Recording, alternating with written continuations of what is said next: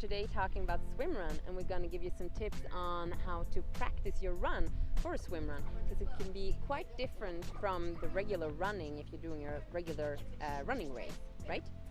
That's right. You have very kind of different terrain to run in, and you have a lot of equipment because of you swim and then you're gonna run. So you have to practice with this equipment. So tip 1 will be to practice with your partner, so you actually know how to run together. Because you can't be more than 10 meters away during the race, so you have to stick together during the run. And you have to feel each other. If the other one gets really tired, maybe you need to put on a bungee cord. Yeah.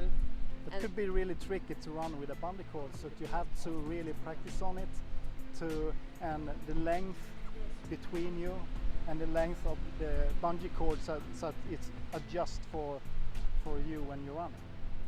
So practice with that, and also it's important to know how far you're going to run in the race, so you actually can go out and do the distance and feel how maybe one of you is stronger the longer you will run in time, and in that way you have to practice that part also. Tip 2 is to train in different kind of terrain. A lot of races is in a different kind of places, and the terrain is different from each race. So you have to train in the woods, maybe you have to train in the hard rock, and maybe in a park, and someone else other places.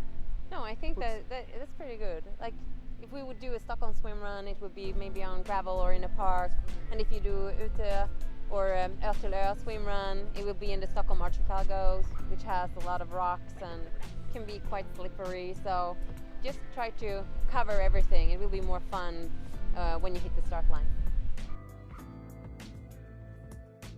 So for tip 3 will be to practice with your equipment, because everything you start with you have to carry with you during the race, and it can be really different to run in your wetsuit for your hip flexors. So really go out there and run in your wetsuits. Also, it can be a good idea to run in wet shoes, because it's different to run with shoes. So try to practice with that as well. And you should also practice with running with your pull buoy. If you're using a pull buoy during the swim, you have to carry it with you on the run, and so get used to run it with on your side of your thigh if you wear it there. And also to get used to where you have your paddles during the run, if you use paddles during the swim.